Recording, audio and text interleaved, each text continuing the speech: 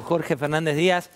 Qué lujo que tenemos de tenerte aquí, Jorge. Muchas gracias. Muchas gracias por venir. Muchas gracias por invitarme, José. Bueno, ¿cómo ves la realidad de este país? Mira, con mucha preocupación, porque me parece que hay como dos planos gravísimos. Un plano es el económico, como vos venías hablando. Yo creo que después de 5 meses de corrida cambiaria, de una situación económica absolutamente traumática en la que casi volamos en pedazos. La Argentina hoy es un paciente convaleciente, precario, que cualquier brisa le arma una neumonía, que cualquier infección lo manda a la tumba. Esta es la verdad, es decir, una fragilidad absoluta de la cual no se pudo salir todavía, por condiciones externas, estructurales, tal vez por errores del gobierno, pero la verdad que es una situación después de una enfermedad gravísima que tuvo la Argentina el año pasado, todavía la enfermedad persiste, todavía el paciente está para que nos pase cualquier cosa. Entonces, las bases sobre las que asentar una campaña electoral y una decisión política son de una fragilidad como la de ese enfermo frágil. Y por otra parte, en otro terreno, hay un asunto institucional gravísimo y político institucional, que es que un grupo de la política argentina, con representación, con encuestas, con posibilidades de llegar al poder, está planteando cambiar la democracia, cambiar el sistema democrático tal y como lo quisimos ver en el 83 y como lo fuimos malamente armando, un sistema de división de poderes, con una justicia lo más independiente posible. Todos esos valores están puestos en cuestión por este grupo que, sin ponerse colorado, dice: nosotros vamos a una reforma constitucional, vamos a la colonización de la justicia, que ellos llaman democratización, es decir, vamos a un sistema distinto. Y sin ponerse colorados, dicen, Maduro es nuestro socio, nuestro amigo. Como el faro, el norte. ¿No? El chavismo es nuestro norte. No han salido a repudiar eso, y entonces es muy grave porque nos coloca en una situación. Imagínate, si esto fuera, cambiemos contra, vamos a poner contra Labaña, bueno, sería una discusión dura, muy dura, entre dos posiciones, pero dentro de un mismo más o menos sistema de juego.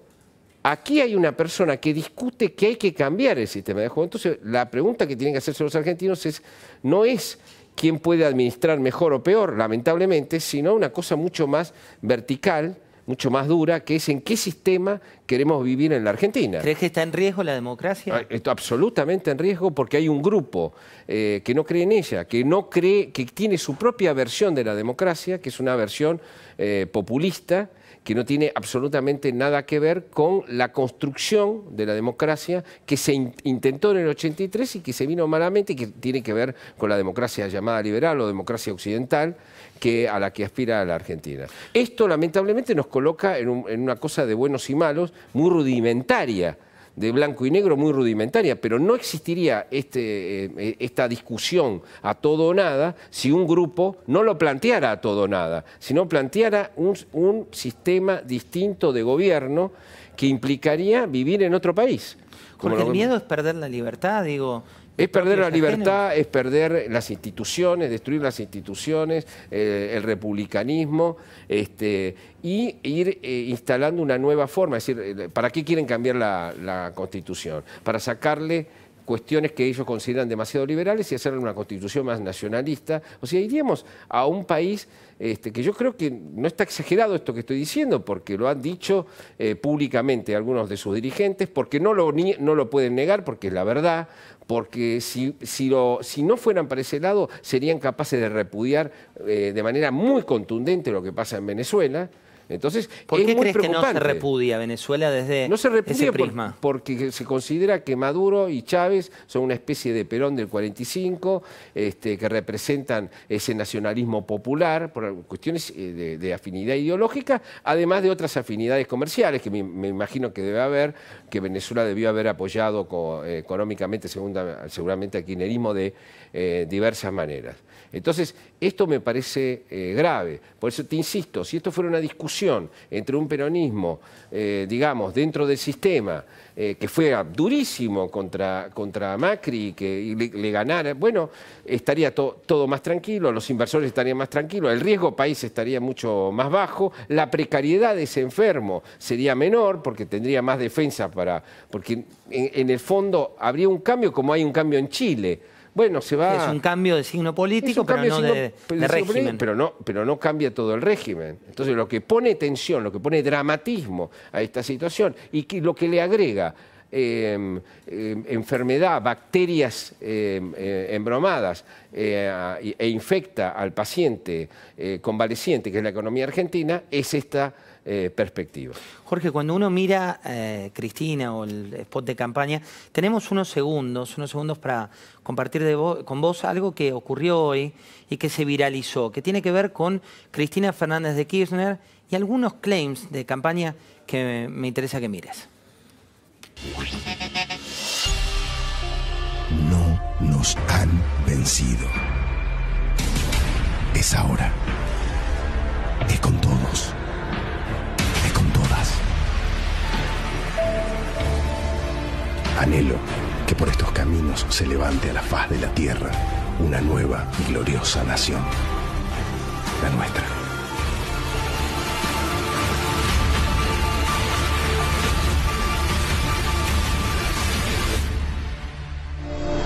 Vengo a proponerles un sueño.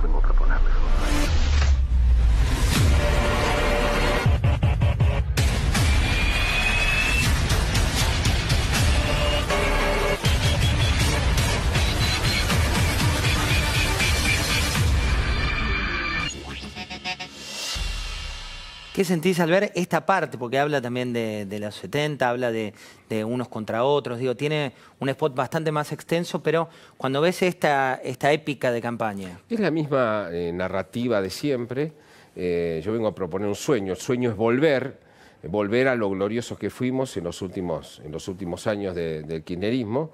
Recordemos que en esos 5 años fue catastrófico todo lo que ocurrió en la economía. Ahí empezó el verdadero problema, además de que hicieron una hipoteca para el Gil que venía a pagar la cuenta, muy obvia, pero los 5 últimos años de Cristina fueron catastróficos desde el punto de vista económico, como todo el mundo sabe, como cualquiera en el mundo. ¿Y qué nos pasa que olvidamos? Digo, porque eso es muy fácil, es muy interesante.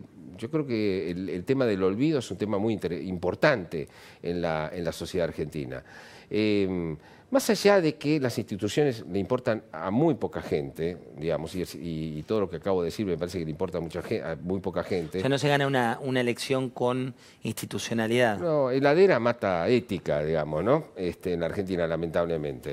Aunque ha habido decisiones que no fueron meramente económicas y fueron políticas, ¿no? Tampoco quiero desvirtuar completamente. Pero la idea de que esta señora va a llenar de vuelta la heladera de algunos es no entender que esta vez además el populismo no tiene dinero, no tendría dinero para gobernar. Habría que ver de dónde sale el dinero para gobernar y regalar subsidios que eran insustentables. Mucho peor que la corrupción fue tomar precios internacionales excepcionales y regalar cosas diciéndote que eran para siempre cuando sabían perfectamente que eran insustentables. Eso me parece el pecado más grande que vuelven a proponer ahora, como si fuera todo mágico y se pudiera sacar la guita de algún lado cuando no la hay. Entonces, a mí esta épica me parece totalmente peronista, en el viejo sentido de la palabra peronista, porque hay muchos sentidos de la palabra peronista, ¿no? Y me parece que es bastante burdo, que van a tener que afinar un poco el lápiz. Pero yo creo que en este momento lo que está haciendo Cristina es tratar de que no se le vaya ese 30%, es decir, hay un 20% que es muy fanático, es el núcleo duro, y hay un 10% que va tapándose la nariz con Cristina, ¿no? Porque es el vehículo que podría derrotar a Macri. Pero ese 10%, recordemos que lo abandonó, ayer lo contaba Germano aquí mismo, la abandonó cuando salieron los cuadernos y volvió lentamente enojada con la economía con Macri, ¿no? Entonces, hablando de ese 30% y hablando de los cuadernos, nos pasa con la virulencia que hay hoy por hoy en Twitter, que se busca llevar son fotocopias, cosas muy burdas para que quien investiga la ley y sabe de cómo funciona la justicia, una vez que el autor ratifica su autoría, una vez que la infinidad de arrepentidos se van sumando, una vez que se está tratando de destruir la causa de los cuadernos. Eso también es interesante, porque también tiene que ver con la sociedad. Una sociedad que olvida muy rápidamente, o sea, ya está en lo que pasó esta semana. Creo que los medios de comunicación tenemos un poco de culpa en tratar solo el puro presente de la historia. Aquí hubo un Watergate. Aquí hubo un Watergate, una investigación periodística impresionante, con unas repercusiones impresionantes en el mundo judicial. Más allá de lo que yo piense de los jueces, de los fiscales, se llevaron a cabo. Usted estuvo a tal hora y entregó este bolso, sí, yo lo entregué y pasó tal cosa. No, es uno de los hechos más escandalosos de la historia de la Argentina y uno de los más probados, además, de la historia de la Argentina, independientemente si llega a Cristina o no llega a Cristina en sí mismo. Sí, es la corrupción per se. Pero una organización de corrupción realmente probada. Que ahora, embarrando la cancha, intenten relativizar y que el argentino promedio tenga amnesia con respecto a esto, me parece un síntoma siniestro, verdaderamente. Y me parece también que hay muchos empresarios queriendo que esto se olvide. Es clave para muchos. Para muchos empresarios, si esta causa se cae por alguna razón, la verdad que es genial, porque ellos tuvieron que ir a decir la verdad por primera vez e incriminarse y se pueden volver todo atrás. Y hay muchos que le dicen a Macri, bueno, mejor que todo vuelva atrás y que el sistema no cruja, porque esto nos trajo también problemas económicos. Es decir, y después está el peronismo, ¿no? El peronismo, que cuando tiene que ir contra la corrupción no va. Está Labaña diciendo, yo no quiero hacer campaña con la corrupción, y hay una sensación como que el peronismo, los empresarios, no todos, pero el peronismo y una parte de los empresarios y un poquito buena parte de la sociedad dicen, bueno, tapémoslo. Como que conviene a muchos que se tapen. Indultemos. Hay en el aire una idea de autoamnistía. Esto en el peronismo hubo varias autoamnistías, ¿no? Si ellos fueron capaces de autoamnistiarse de 2.000 muertos que hubo en el gobierno justicialista desde el 73 al 76, que no fueron investigados y que lo llevó a cabo el Consejo Nacional Justicialista con el gobierno justicialista firmado, imagínate lo que deben pensar de la corrupción. Indultemos, esto ya está, pasemos de largo. Entonces, hasta alguien probo y moderno, de alguna manera, como Labaña, no quiere saber nada con el tema, imagínate que hay una predisposición en la dirigencia, la dirigencia política, en la dirigencia sindical, ni hablar, en los empresarios, y un poco también en la sociedad, bueno, olvidemos. Esto es muy funcional a que cualquier servicio de inteligencia con ayuda de políticos y con ayuda de dinero, porque esta operación para voltear al fiscal no es gratuita. No es gratuita, penetre con más. Yo creo que, mira, cuando yo pienso en estas elecciones y pienso, un gobierno que dio tantas malas noticias económicas no puede ganar las elecciones. No puede ganar las elecciones. A continuación pienso, una dirigente como Cristina Kirchner, a quien se le han probado tantos hechos, a un grupo político al que se le han probado tantos hechos de corrupción, no puede ganar las elecciones. Una vez que llego a estas dos conclusiones, pienso, bueno, los invisibles, como dicen en París, los invisibles, ¿a quién van a votar? A lo mejor votan a una tercera posición. Hasta ahora no parece... ¿El factor Labaña cómo lo analizás? El factor Labaña me parece que todavía está por verse, muy embrionario. Me parece muy embrionario. Y me parece que se va a chocar con algunas realidades internas del propio peronismo. Pero yo no lo descarto. Pero entonces volvés atrás y decís, bueno, hay que revisar, porque alguna de estas cosas tiene que suceder, o gana el gobierno, o gana Cristina, o aparece un tercero. Hasta ahora ninguna de esas tres posibilidades, desde la lógica, pueden darse, con lo que te das cuenta que van a ocurrir sucesos, vamos a vivir una película de suspenso y de vueltas de tuerca y de nervios y de sorpresas durante todo el año, y alguna de estas cosas finalmente sucederá. Hablabas de Cristina hablándole a su electorado y de Cristina seduciendo a los propios. El discurso inicial de Mauricio Macri en el Congreso tiene que ver también de esto de hablarle a los propios. Veamos un breve tape cuando él estaba enojado, cuando él llevó este símbolo que fue título de todos los diarios. Estoy seguro que esta es la generación que con valentía decidió encarar lo que nunca se había hecho. Decidió hacer una reforma profunda de verdad de nuestro país, hacer cambios de verdad de nuestro país, esos cambios que necesitábamos y esperábamos. Y juntos nos hemos comprometido a hacer una sociedad en serio, y juntos lo estamos haciendo. Por eso les digo, ¡vamos argentinos! ¡Vamos con fuerza! ¡Vamos en serio! ¡Vamos con coraje! ¡Vamos con pasión! Este es nuestro país y juntos lo vamos a sacar adelante. ¡Vamos, Argentina! Claro, ¿Qué nos dice ese tono? Claro, a mí me parece que ese tono le produjo en sus seguidores, incluso en algunos desencantados, la idea de que Macri estaba gobernando. Macri estaba gobernando con... Y entonces la pregunta es, ¿pero qué? ¿Todos ellos pensaban que no estaba gobernando? Bueno, acá me parece que hay un problema en el gobierno. Es decir, si el presidente tiene que sorprender con un discurso fuerte, de alta convicción, vamos por este lado, y tengo esta convicción personal, y tengo esto, y salgo a la palestra y discuto lo que tengo que discutir. Pero después en el día a día, el gobierno se esconde. El gobierno no habla, no hace política, no explica, deja que expliquen los demás, que se instalen sentidos comunes, que se instalen macanas, y no sale a discutirlas. Me parece que hay una contradicción muy flagrante entre ese discurso. El gobierno no puede pensar dos cosas al mismo tiempo. Estuvo bien ese discurso y está bien que nosotros en el día a día no hagamos nada. No refutemos.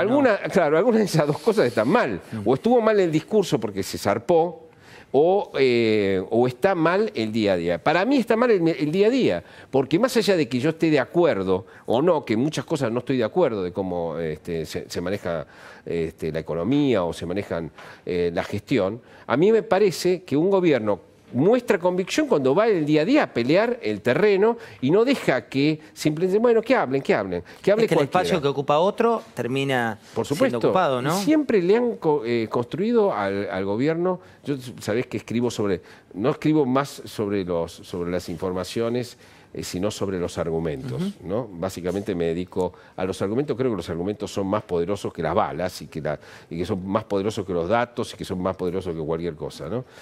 Y yo creo que el modo en que el gobierno se deja madrugar rápidamente y le instalan el mote de un gobierno de ricos para ricos, esto ya parece que pasó hace una década más o menos, demuestra que el gobierno no sale a la palestra y deja que se instalen, y se instalan las cosas. Quedan y quedan como verdades. Entonces el gobierno, una de dos, o es eso que nosotros acabamos de ver, alguien con convicción diciendo vamos a ir adelante, o es eso en el día a día, o es esta mano fofa con la que se maneja la comunicación, donde, bueno, sí, bueno, que tal diga lo que tenga que decir, que tal diga... A mí me parece que hay una contradicción ahí. Jorge, quienes conocen la relación de Franco Macri con Mauricio Macri dicen que era una relación de mucho amor, una época de una pelea muy férrea, porque era el Delfín, el elegido por parte de Franco, y ahora se inicia una nueva etapa ya sin Franco Macri con un presidente de la nación que pierde aparte de su inspiración. ¿Cómo crees que será el día después? Bueno, es muy interesante porque la muerte del padre para el hijo, te lo dicen los psicoanalistas, es un momento absolutamente crucial de su vida. Es como una vuelta de tuerca sobre la vida. Es decir, realmente no sabemos todavía cómo va a impactar esto en el presidente. Ahora, ese padre le exigió y lo boicoteó. Es decir, le exigió y lo boicoteó. Le exigió todo y lo boicoteó con todo. Durante muchos años. Durante muchos años. De ahí me parece que nace la resiliencia de Macri, y eso explica mucho de por qué no tiró la toalla en momentos delicados. O sea, tiene un espíritu, yo diría, deportivo, en el sentido de no, digamos, no tirar la raqueta cuando te fue mal en el primer set, digamos, ¿no?